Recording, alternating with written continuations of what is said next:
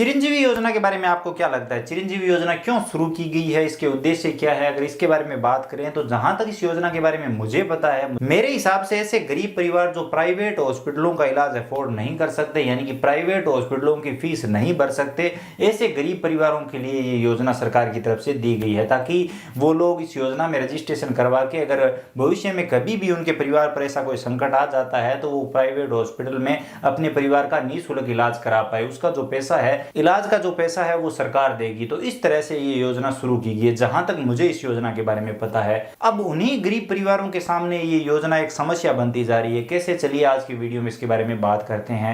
और आज का वीडियो आप सभी के लिए जरूरी है, आपको कंप्लीट जरूर देखना चाहिए, ताकि आपको कुछ अच्छे से समझ में आ सके और सरकार के क्या नियम है और लोग इसके साथ क्या कर रहे हैं, इसके बारे में आपको पता चल सके। तो चलिए शुरू करते हैं। जैसा कि मैंने आपको बता दिया है कि ये योजना क्या है और किन लोगों के लिए शुरू की गई है।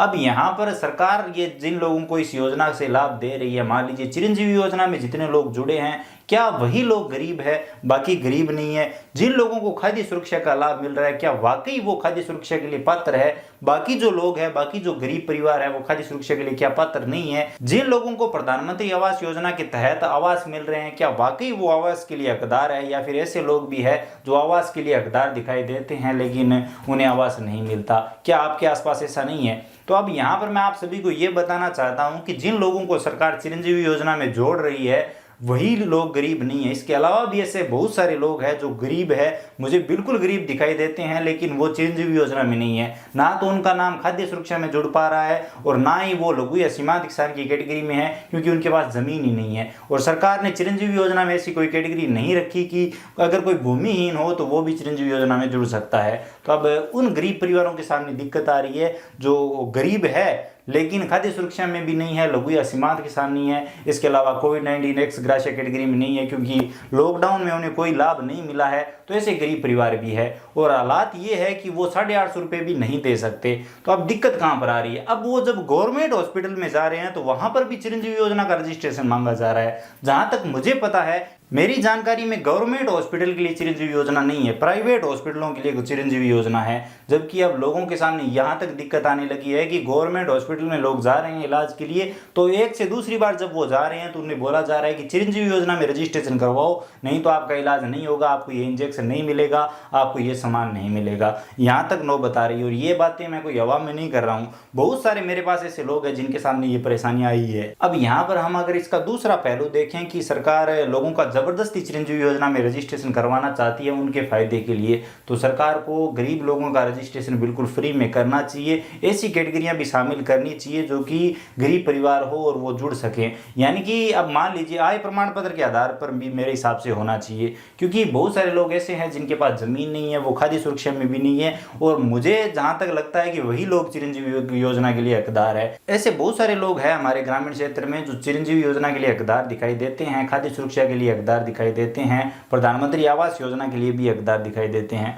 लेकिन उन्हें ये लाभ नहीं मिल रहा है। लेकिन जो लोग हकदार दिखाई नहीं देते उन्हें ये लाभ मिल रहा है, ये सब हो रहा है। तो अब उन लोगों के सामने अगर सरकारी हॉस्पिटल में भी ये दिक्कत आने लगी तो आप सभी समझ सकते हैं। एक गरीब महिला गवर्नमेंट हॉस्पिटल में जाती है इलाज करवाने के लिए, मान लीजिए उसे कोई इलाज की ज़रूरत है और इलाज कराने के लिए गवर्नमेंट हॉस्पिटल में जाती है और हॉस्पिटल में उसे ये कहा जाता है कि इस बार तो हम आपको ये दवाइयाँ दे रहे हैं, इंजेक्शन दे रहे हैं, लेकिन अगर आपको अगली बार दवाइयाँ लेनी हो, इंजेक्शन लेना हो तो आपको चिरंजीवी योजना में रजिस्ट्रेशन करवाना होगा। इसी के साथ उस रिसिप्ट के पीछे लिखा जाता है कि आप ईमित धारक के पास जाकर ये रिसिप्ट दिखा देना, और रिसिप्ट के पीछे लिखा हुआ होता है कि चिरंजीवी योजना में रजिस्ट्रेशन करें। जब वो महिला ईमित धारक के पास आती है तो ईमित धारक बोलता है कि खाद्य सुरक्षा में हो या नहीं, तो खाद्य सुरक्षा में वो नहीं है। लघु या सीमांत किसान की कैटेगरी भी उस पर लागू नहीं होती। इसके अलावा भी जो चिरंजीवी योजना में कैटेगरियाँ रखी गई है वो उस पर लागू नहीं होती। अब उसके पास एक ही रास्ता है कि वो 850 रुपये दे और चिरंजीवी योजना में रजिस्ट्रेशन करवा ले। अगर उसके पास 850 रुपये होते तो वो 10 रुपये से इलाज नहीं करवाती,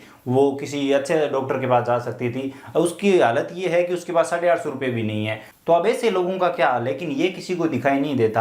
आपकी इसके बारे में क्या राय है, कमेंट सेक्शन में जरूर बताइए। अगर आपको इसके बारे में अधिक जानकारी हो कि गवर्नमेंट हॉस्पिटल में भी चिरंजीवी योजना की जरूरत पड़ती है तो कमेंट सेक्शन में जरूर बताइए। लेकिन जहां तक मैंने चिरंजीवी योजना के बारे में जाना है, जब से इस योजना की घोषणा हुई है तब से लेकर आज तक मैं चिरंजीवी योजना को फॉलो कर रहा हूं, आज तक कहीं से भी मुझे ये पता नहीं चला है कि गवर्नमेंट हॉस्पिटल में भी चिरंजीवी योजना की जरूरत होती है। अगर आपको इसके बारे में जानकारी है तो कमेंट सेक्शन में जरूर बताइए। बाकी आप इसके बारे में क्या सोचते हैं, क्या आपके आसपास भी ऐसी समस्याएं आ रही है, कमेंट सेक्शन में जरूर बताइए। और अगर आप हमारे साथ हैं तो कमेंट सेक्शन में जरूर बताइए, क्या सरकार को ऐसी कैटेगरी भी इन योजनाओं में शामिल करनी चाहिए जिसके माध्यम से गरीब लोग भी इन खाद्य सुरक्षा में और चिरंजीवी योजना जैसी योजनाओं में जुड़ सके और उन्हें इन योजनाओं का लाभ मिल सके। बाकी आज की वीडियो में बस इतना ही। उम्मीद करता हूँ आपको जानकारी समझ में आई होगी, मैं जो बताना चाह रहा था वो आप समझे होंगे। अगर वीडियो इन्फॉर्मेटिव लगा हो तो लाइक करिए, अपने दोस्तों के साथ शेयर करिए। इसी के साथ अगर आपको इसके बारे में थोड़ी सी भी जानकारी हो, आपको अगर ऐसी कोई भी परेशानी आई हो तो कमेंट सेक्शन में जरूर बताइए। गवर्नमेंट हॉस्पिटल में ऐसा क्यों किया जा रहा है, आप ये भी कमेंट सेक्शन में बता सकते हैं। क्या ये सच्चाई है या फिर हमारे यहाँ ही ऐसा हो रहा है और कहीं भी नहीं हो रहा है, कमेंट सेक्शन में जरूर बताइए। आज की वीडियो में बस इतना ही। चलिए मिलते हैं अगले वीडियो में। चैनल पर नए हो तो सब्सक्राइब कर लीजिए, बेल आइकन प्रेस कर लीजिए हर अपडेट सबसे पहले जानने के लिए। तो चलिए मिलते हैं अगले वीडियो में, तब तक के लिए जय हिंद, वंदे मातरम।